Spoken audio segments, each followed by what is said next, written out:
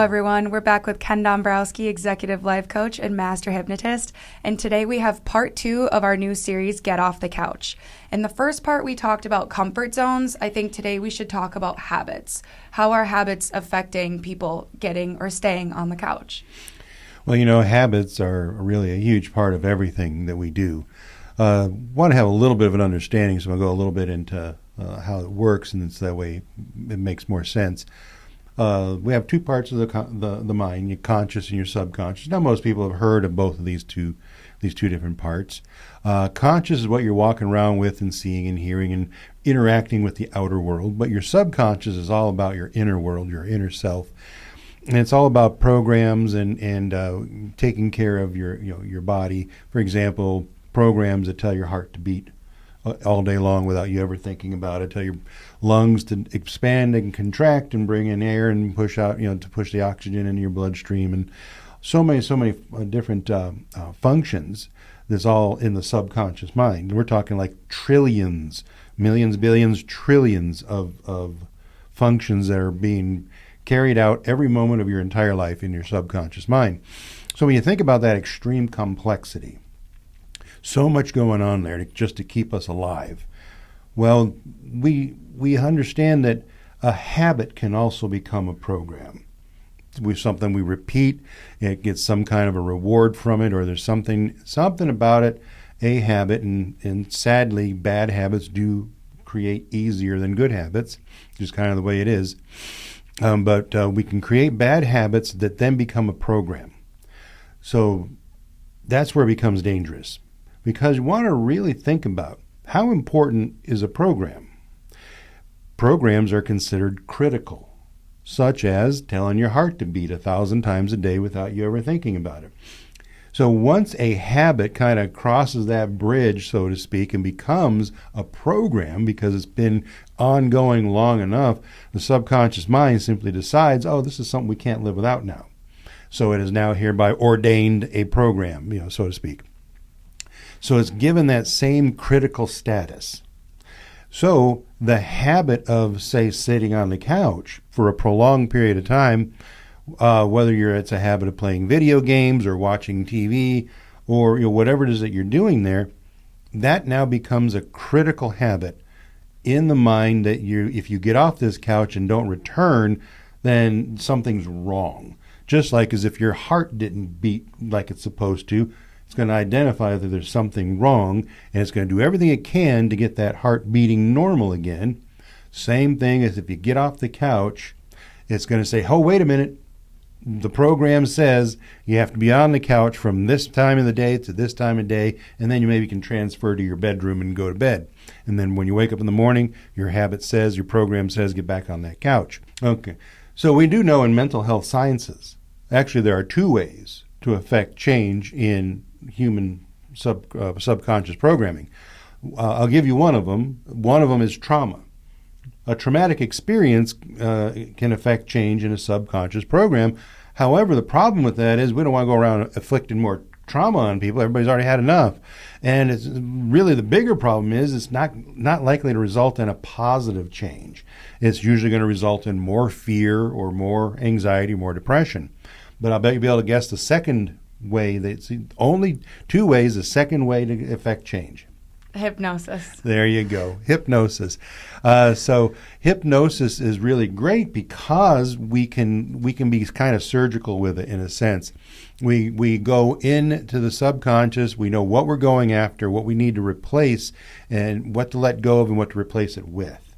So now we can actually start chipping away at that habit that became a program. Now, I say this so often, there are a lot of hypnotists that I'm aware of. I mean, I know hundreds of hypnotists around the world. And sadly, I disagree with the majority of them, probably 99% of them. And I'm not saying I'm right. I'm just saying what I do works for what I do, which is it's never one and done. You cannot just hypnotize someone one time and suddenly, their life just changes. And because if it did work that way, hypnotists would be held in the highest of regard. No one would even care about a doctor. People would be going to their hypnotist for whatever it is they need. So that's kind of evident right there that it doesn't work that way. How it does work is an ongoing reconditioning. So we hypnotize someone a few times, like a few weeks in a row, through a program that's got structure to it. Now we're making change. So think about habit. I want to ask you this question. How long do you imagine it could take for the habit to turn into a program? I think it probably depends on the individual, depends on the activity, depends on their emotional state as is. I feel like there's a lot of factors, but I'm assuming not very long. You nailed it perfect. That's exactly right. There is no answer for it. It's all depends on the situation, the person, the importance, the influx, the what they've got going on, what their need is. So you absolutely nailed it. And I promise you, we did not rehearse that. So you're right. So habits have this terrible habit of becoming programs, and we can use smoking as an example. I know we're talking about get off the couch, but let's talk about smoking as a habit. Well, why would smoking become a habit, become a program? Because like you said, there's a reward involved in something, so it's the reward aspect creates the habit, creates the program. That's it exactly, yes. Cool. Because every time you take a puff off a cigarette, there is the tiniest micron of a endorphin rush, a dopamine rush, an oxytocin rush. It's so small. It's not like you go, wow, that's amazing. It's not like that. But it's enough for your brain to recognize and say, all I had to do was go like this, and I got this tiny hit. So there is a reward there. So the subconscious mind decides that smoking is actually beneficial for your life, even though we know we have research that shows that it's not. But the subconscious isn't getting that message, because you want to know what? Not one of those cigarettes has killed me yet. Right. So I keep on smoking. So that's another video about smoking. But there you go. Get off the couch by reprogramming your subconscious mind using life coaching and hypnosis. So do you believe that in order for someone to break those habits, they 100% need hypnosis? Because like my thing is, I think we should discuss like part of it is to get off the couch, they have to find that in the first place. Like, you know, do they have to hit a certain amount of just like fed up with it to kind of make those changes? Do you know what I mean? Mm-hmm. Yes. Any person is capable of breaking a habit. It's just so difficult and challenging that people just give up, halfway through the process. So what can happen is a person can make a conscious decision. I'm going to get off this couch today. I'm going to go out and I'm going to do stuff.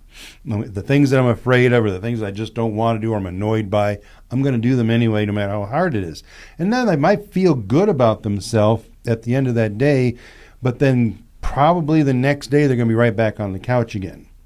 So it's going to be short-lived. So it's not even a break from the routine/habit. It's just kind of like a blip in the system more than anything. Exactly. Okay. So, but if you can manage to get your butt off the couch and out and do stuff for a prolonged period of time, weeks or months, it's going to be a fight, and then you might have broken that habit and created a new one. However, big however, always, the way the subconscious works, if you go through several weeks and months of just real good willpower to get off that couch, break those habits.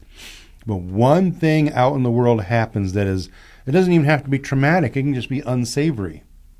Something that just was unpleasant, and boom, it can put you right back on that couch, completely engage that old program because it's still sitting there. It did not get reprogrammed. It's just not being used right now. Right. So now it's going to say, okay, we go back to your regular program.